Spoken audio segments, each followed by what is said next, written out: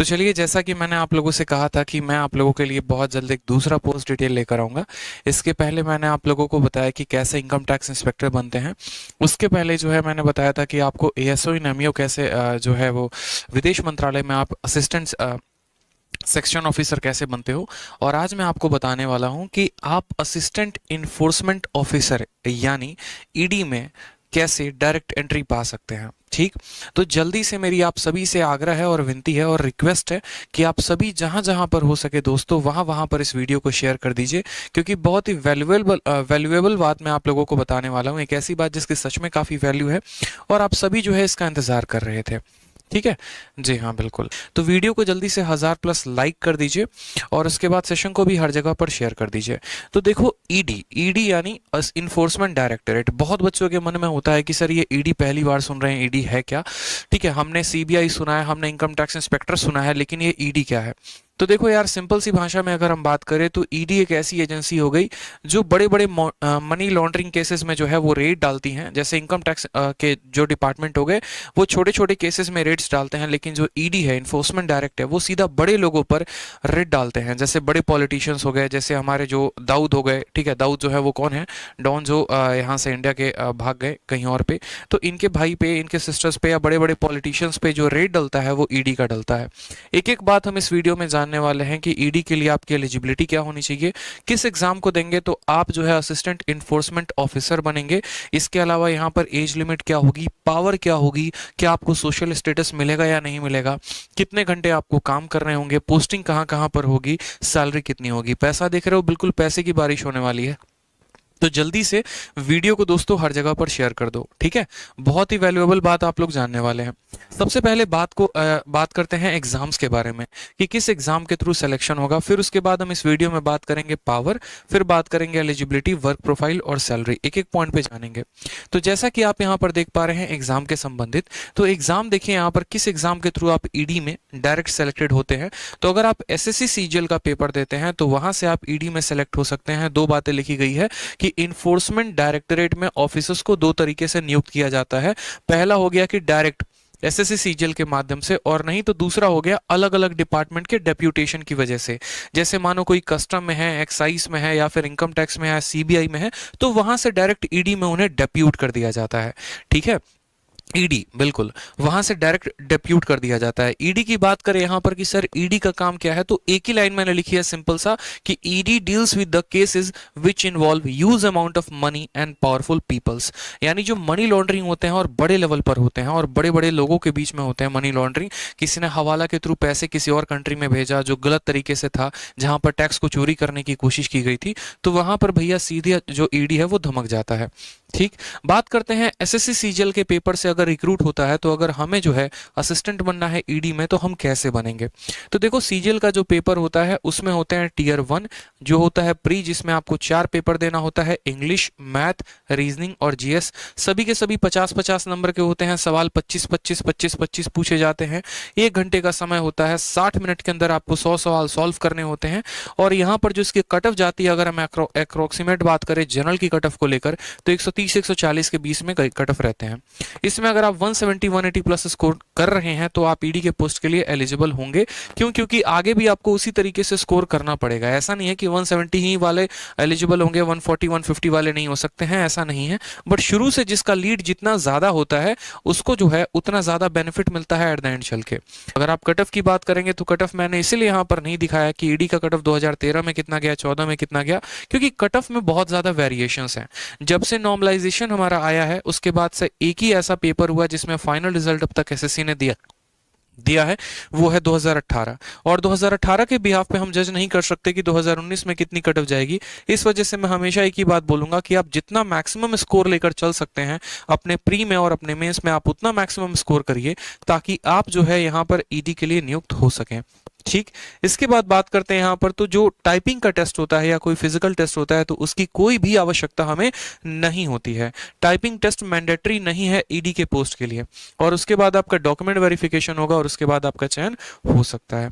बात करते हैं यहाँ पर लेकर, तो देखो ईडी के छोटे मोटे पावर्स को लेकर बहुत बच्चे कहते हैं कि सर पावर के बारे में बताओ, पावर के बारे में बताओ। तो मेरे भैया पावर में जानने के पहले सबसे पहले दो तीन बातें जो आप लोगों के मन में सबसे ज्यादा क्वेरी रहती हैं वो ये रहता है कि क्या इसमें इंटरव्यू होता है। हम कह रहे भैया इंटरव्यू नहीं होता है। क्यों? क्योंकि इंटरव्यू का जमाना था बहुत पहले, लेकिन अब इंटरव्यू का जमाना नहीं है। यूपीएससी की जो परीक्षा होती है बस उसी में इंटरव्यू होता है। बाकी एसएससी सीजीएल के किसी भी पोस्ट में कोई भी इंटरव्यू अब नहीं होता है। उसके जगह पर डिस्क्रिप्टिव का पेपर होता है जो 100 नंबर का होता है। ठीक है, वीडियो को आप लोग शेयर करते रहिए और लाइक करते रहिए। देखिए बहुत ही वैल्यूएबल बात हम आपको बता रहे हैं, एक ऐसी बात जिससे मोटिवेशन के साथ साथ आपको थोड़ी जानकारी भी मिलेगी, वैल्यू भी मिलेगी और लोगों के सामने आप अपने आप को अनपढ़ साबित नहीं करेंगे। आपको पता होगा कि जिस डिपार्टमेंट में जा रहे हैं उसके फायदे क्या है, नुकसान क्या है, तो ये आपके लिए पहले से ही डिसाइड करना आसान होगा कि हाँ मुझे इस पोस्ट के लिए पढ़ना है, इस पोस्ट के लिए नहीं पढ़ना है, ऐसे करके तो उससे आपका लगन और बढ़ेगा। तो अगर आपकी इच्छा का हम इतना सम्मान कर रहे हैं तो आप हमारी वीडियो को और शेयर करिए और लाइक करिए अगर आपको हमारी वीडियो अच्छी लगती है तो। नेक्स्ट बात करते हैं, क्या कोई फिजिकल टेस्ट होता है? तो नहीं दोस्तों, कोई फिजिकल टेस्ट नहीं होता है, लेकिन एक्साइज इंस्पेक्टर के लिए फिजिकल टेस्ट होता है। ईडी के लिए कोई भी फिजिकल टेस्ट की आवश्यकता नहीं होती है। ठीक, नेक्स्ट बात करते हैं, क्या टाइपिंग टेस्ट जरूरी है? नहीं मेरे भाई, टाइपिंग टेस्ट जरूरी नहीं है। दूसरा एक स्टूडेंट पूछ रहा है पीडब्ल्यूडी के बारे में बताइए, तो पीडब्ल्यूडी कैंडिडेट्स के लिए ईडी का जो पोस्ट है वो सुटेबल नहीं है। नेक्स्ट बात करते हैं पावर कितना है। तो देखो खुद सोचो यहाँ पे कि अगर मानो यहाँ पर छोटे मोटे लोगों के लिए जो एक तरीके से छापा है वो किसका पड़ता है? सीबीआई का पड़ता है, इनकम टैक्स का पड़ता है। लेकिन जैसे बड़े लोग हो गए, जैसे मानो कि हम एक तरीके से एग्जांपल ले लेते हैं, प्रियंका वाड्रा के पति, ठीक है, जो भी वाड्रा है मुझे उनका नाम ध्यान नहीं है, तो उनके यहाँ भी जैसे ईडी का बार बार छापा पड़ता है। मतलब सोचो कि कांग्रेस इतनी बड़ी पार्टी है, उसके सचिव जो है वो राहुल गांधी है और उनके घर पर भी ईडी का जो है वो रेड पड़ता है। यानी ईडी छोटों लोगों के घर जो है वो रेड नहीं मारती है। पावर के बारे में आपको थोड़ा और डिटेल में बताऊंगा मैं। इसके अलावा क्या मनी है इसमें? तो बिल्कुल बहुत अच्छा पैसा है, 70,000 से ऊपर आपकी सैलरी है और इसमें एक स्पेशल इंसेंटिव अलाउंस यानी एसआईए आपको मिलता है, जो कि सिर्फ और सिर्फ एसएससी सीजीएल के पोस्ट में दो पोस्ट में ही मिलते हैं और वो भी हम आपको डिटेल में बताएंगे। सोशल स्टेटस है कि नहीं है? तो खतरनाक सोशल स्टेटस है, इसकी चिंता आप ना करें।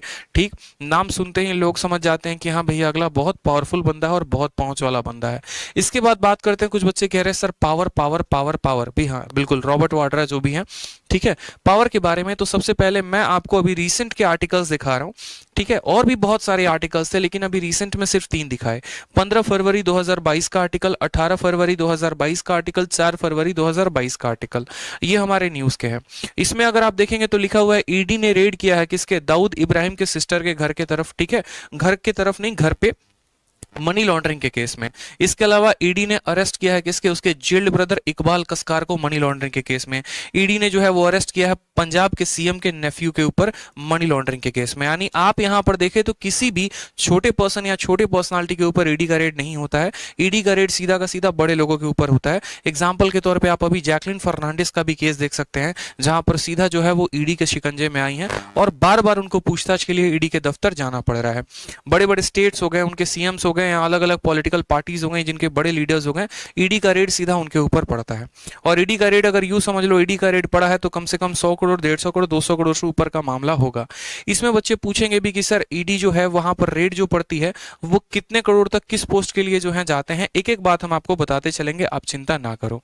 ठीक, उसके बाद बात करते हैं एलिजिबिलिटी को लेके कि सर इतना अगर मजा आ रहा है ईडी के पोस्ट के बारे में जानने में और ईडी जो है सर इतनी बड़ी डिपार्टमेंट है, इतना बड़ा उसका वैल्यू है, तो यहाँ पर हमें एलिजिबल कितना होना पड़ेगा? तो जैसा कि मैंने आपको कहा, अगर आप एसएससी सीजीएल का पेपर देते हैं तो वहां से आप असिस्टेंट इन्फोर्समेंट डायरेक्टर बन सकते हैं, डायरेक्टरेट।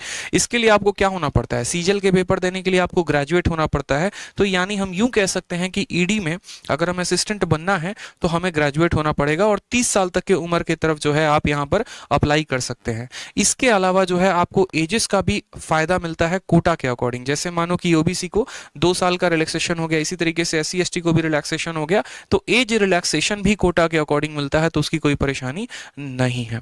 नेक्स्ट बात करते हैं वर्क प्रोफाइल को लेकर, जहां पर सबसे बेसिक इंटरेस्ट आता है कि सर ईडी कह रहे हो, आप बार बार रेड वाले टर्म्स यूज कर रहे हो, क्या हमेशा हमें फील्ड जॉब ही करना पड़ेगा या इसमें डेस्क जॉब भी है? अगर मुझे यूपीएससी की प्रिपरेशन करनी है तो क्या मेरे लिए ईडी का पोस्ट सिलेक्शन सही रहेगा? 100 तरह के मेरे भाइयों के बीच में डाउट आता है, सर मैं एक लड़की हूं, क्या मेरे लिए ईडी का जो पोस्ट है वो सही रहेगा? सब बताऊंगा मैं आपको एक एक बात करके।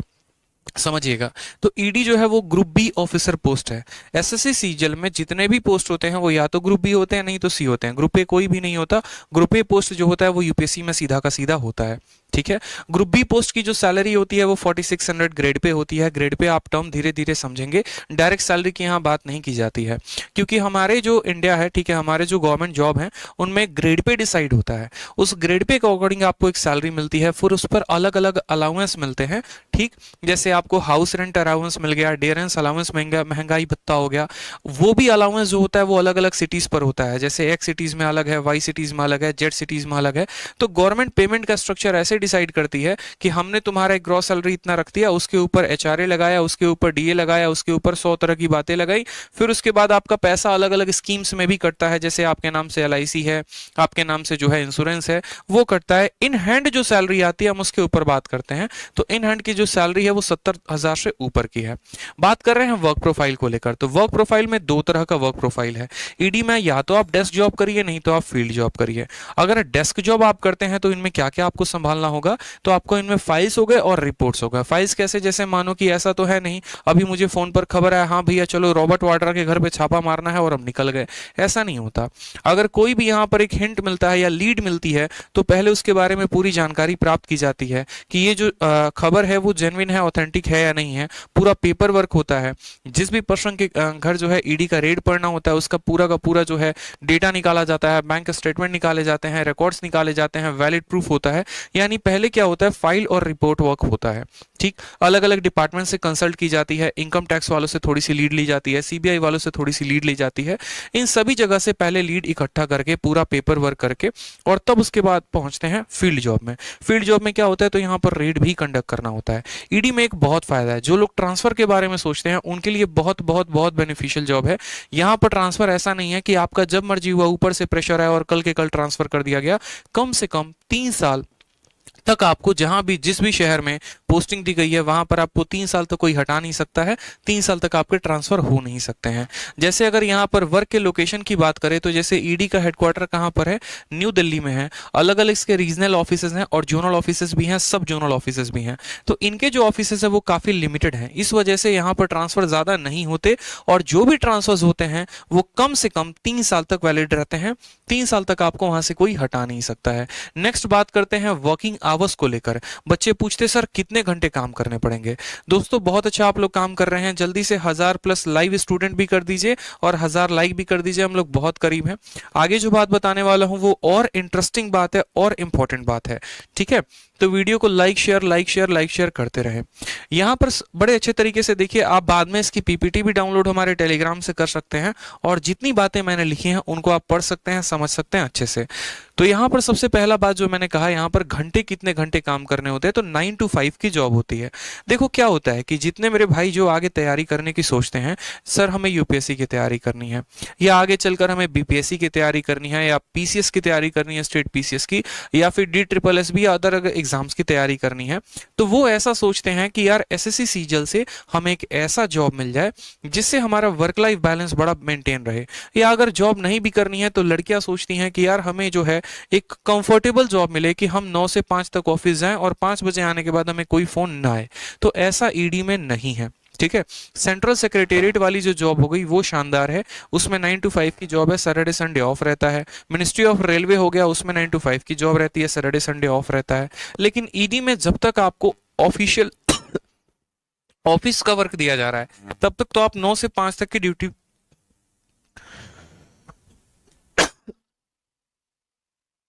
माफ करिएगा, तब तक तो आप 9 से 5 तक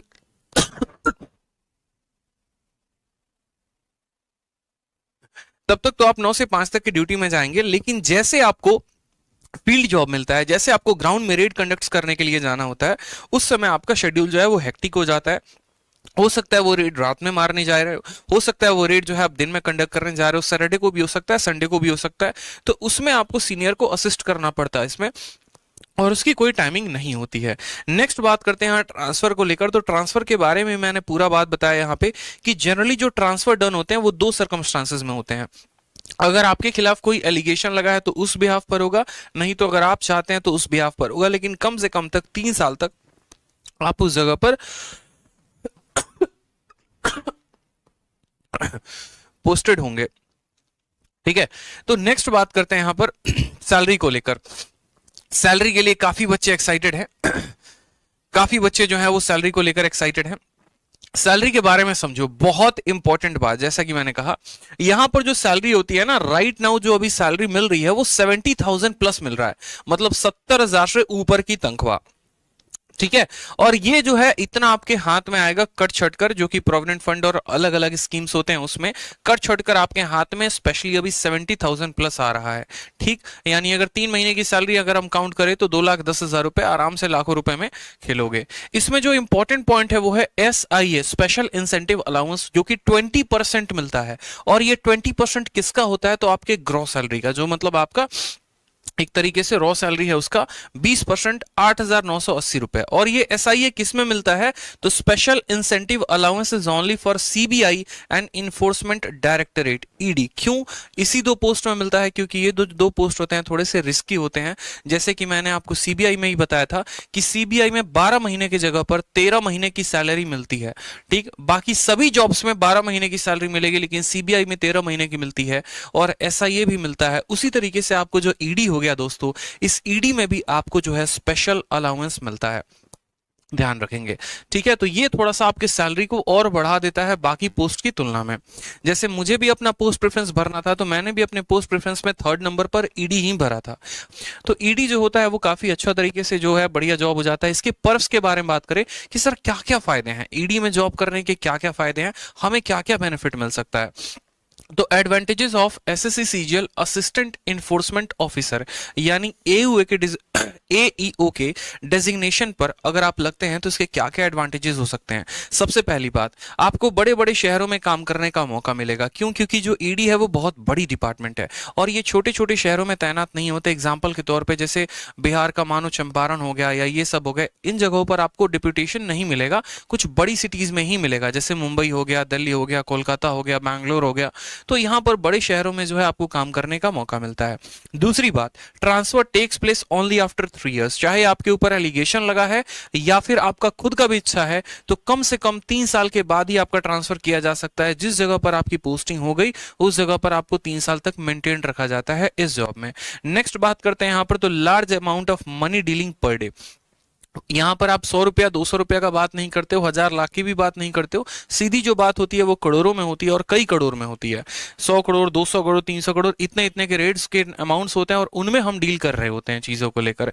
नेक्स्ट बात करें यहां पर, तो पावर बहुत ज्यादा होती है। अगर हम ED को कंपेयर करें, ED हो गया, इनकम टैक्स इंस्पेक्टर हो गया, CBI हो गया, तो तीनों में जो सबसे पावरफुल है वो हमारा ED है। ठीक है, नेक्स्ट बात करते हैं यहां पर, respect in society on promotion very good. इसमें प्रमोशन के भी चांसेस बहुत अच्छे होते हैं।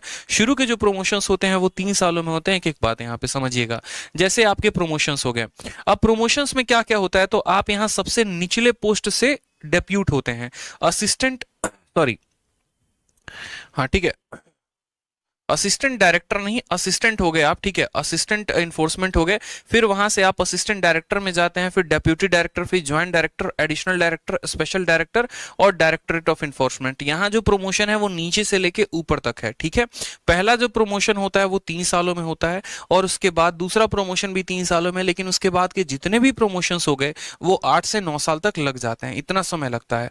और यहाँ पर ऐसा नहीं है कि जैसे मानो कि कोई असिस्टेंट है इन्फोर्समेंट डायरेक्ट में और उसने जाकर सीधा का सीधा 100 करोड़ का कोई रेड है या 200 करोड़ का रेड है तो उनमें पार्टिसिपेट करना है, ऐसा नहीं है। हर पोस्ट के लिए जो है यहाँ पर डिसाइडेड है। ठीक है, जैसे अगर आप बात करेंगे असिस्टेंट डायरेक्टर ऑफ इन्फोर्समेंट के, तो उनके अंडर में जो कंट्रोल होता है 1 करोड़ से कम के जितने भी रोड हो गए ये कंडक्ट करते हैं। उसी तरीके से 1 करोड़ के 2 करोड़ के बीच में इन ऑफिसर्स का होना जरूरी है, 2 से 5 करोड़ के बीच में इन ऑफिसर्स का होना जरूरी है। और अगर वो रेड सीधा 10 करोड़ से ऊपर होता है तो उनमें हमारे सीधे जो हैं वो डायरेक्टर ऑफ इन्फोर्समेंट, यानी जो डायरेक्टर हो गए, वो सीधे के सीधे पार्टिसिपेट करते हैं। तो इनमें भी बहुत सारी बातें जो होती हैं वो ध्यान रखना पड़ता है। एक प्रॉपर ऑर्गेनाइजेशन, एक प्रॉपर सिस्टम है जिसके तहत आप काम करते हैं। ठीक है, चलिए, तो कैसा लगा आपको ED के बारे में बताइए जल्दी से, क्या कुछ और आपके मन में सवाल हैं? ठीक, बताइए, क्या कुछ और आपके मन में सवाल है? बताइए। पैसा बहुत है, बिल्कुल पैसा बहुत है। मैं बार बार आप लोगों को एक बात कहता हूं कि देखो यार, जिंदगी आगे चलकर बहुत खूबसूरत होने वाली है, बस आप एक बार मेहनत तो करो। अगर आपके सिलेक्शन की झांकी हम आपको पहले दिखा दें कि हाँ, आप एक बार इस पोस्ट में तैनात हो जाते हैं, आप यहाँ पर इस तरीके से सिलेक्टेड हो जाते हैं, आप बड़े बड़े शहरों में काम कर रहे हैं, आपके पास अपनी गाड़ी है, आपके पास अपना बंगला है, आपके पास जो है अपने जो है नौकर चाकर हैं, एक तरीके से बहुत बड़ा सोशल स्टेटस है, तो शायद आप अभी से मेहनत करना शुरू कर दें। आप एक उन चीज़ों को इमेजिन करिए, उन सपनों में जीना सीखिए एक बार, आपको बहुत अच्छा लगेगा। सोचो कि अगर आपको सुनकर इतना फील आ रहा है, इतना ज़्यादा जो है आप रोंगटे आपके हाथ पैर के खड़े हो चुके हैं, इतना ज़्यादा मोटिवेटेड फील कर रहे हैं, तो एक पल के लिए ज़रा दोस्तों ये सोचिए कि अगर आप एक असिस्टेंट बन जाते हैं तो आपको कितना ज़्यादा वैल्यू मिलेगा। आप अपने समाज में, आप अपने दुनिया में, आप अपने घर में एक बहुत बड़ा, आप अपने कंट्री में एक बहुत बड़ा मैसेज जो है वो दे सकते हैं। इसके अलावा एक और बात बता दें तो ये कोई यूनिफॉर्म पोस्ट नहीं है, इसमें कोई यूनिफॉर्म नहीं मिलता है, इसमें कोई गन भी नहीं मिलता है, आपको कोई वेपन्स भी नहीं मिलता है। ठीक है यार, देखो वीडियो अच्छी लगती है ना तो लाइक जरूर किया करो यार। आप लोगों के लाइक से बहुत मोटिवेशन मिलती है, बहुत हिम्मत मिलती है और पढ़ाने की, और अच्छा करने की, और बढ़िया कंटेंट लेकर आने की, और साथ में वीडियो को हर जगह पे शेयर भी किया करो।